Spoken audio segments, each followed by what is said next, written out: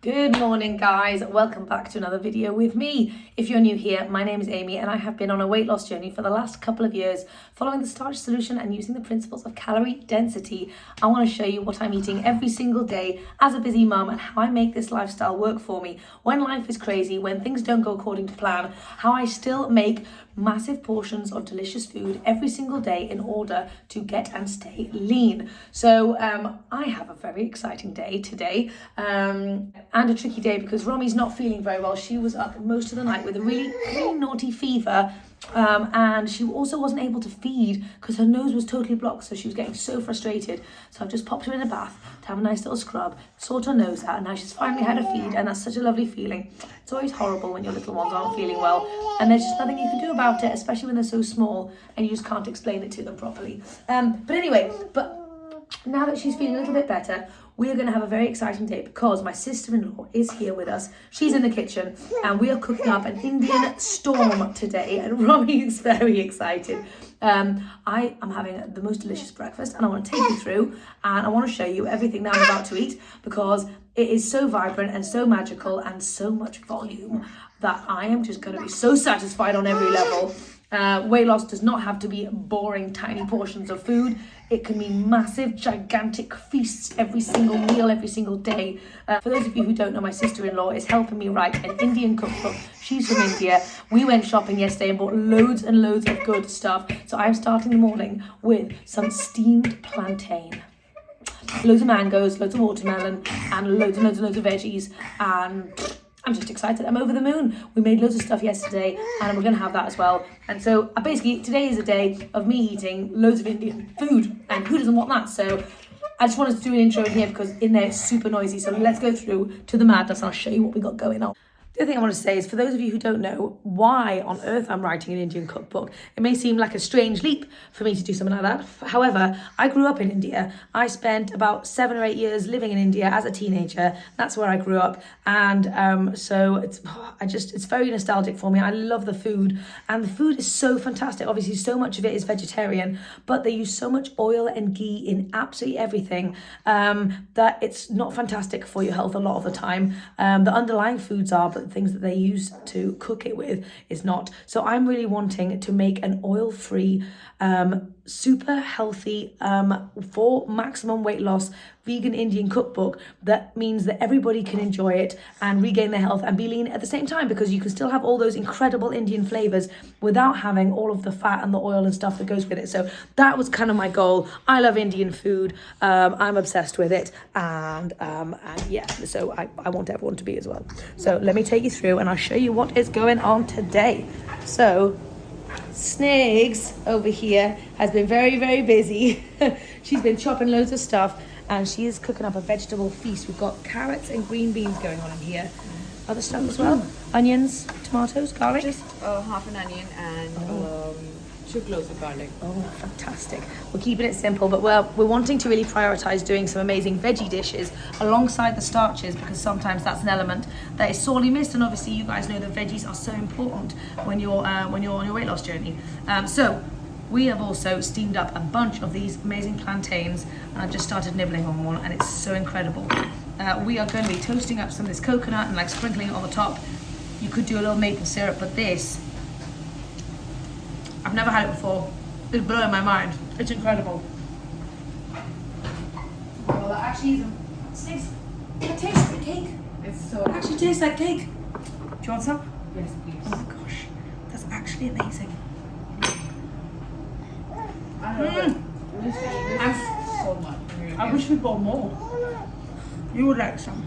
So obviously, as you guys know, I like to start my day with veggies. So I'm going in with a big pile of veggies. So I'm going to start with these veggies, but I'm also going to have some of the veggies that Sniggs is cooking up there as well. So I'm having a double batch of veggies, followed by plantain with coconut, and I'll show you when that all kind of comes together. But for now, these need using up because I made them yesterday. They've been sitting out all day yesterday, so I'm going to go and eat this.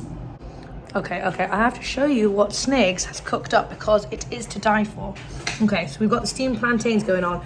Then she's done maple roasted coconut, which has gone crispy and crunchy, and it's amazing. So we just bought these shredded coconuts, frozen shredded coconuts from the Indian shop yesterday, and it's just like, oh, look at that. It's like a cluster of goodness. Now, obviously that is slightly higher calorie density, but it is an incredible feast. And if you pair it with this, it's great to get some healthy fats in, but that is just an amazing feast. And I mean, I highly recommend this combination right here. It is to die for. So Snigs and I are going to share this little platter.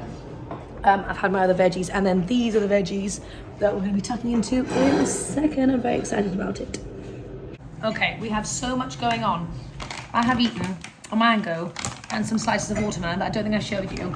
And I've got the rest of my plantain still to eat, but they're so delicious. But I'm feeling a little bit intrepid because I'm about to make some roti with this ragi flour, which is a millet flour. I do not do flour related recipes. They really scare the bejesus out of me, and I'm feeling very apprehensive about it.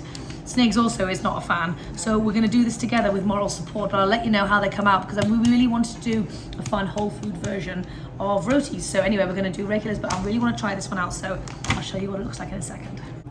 Okay, I'm feeding Romy, and this is a messy situation, but we have just made a successful roti that fluffed up.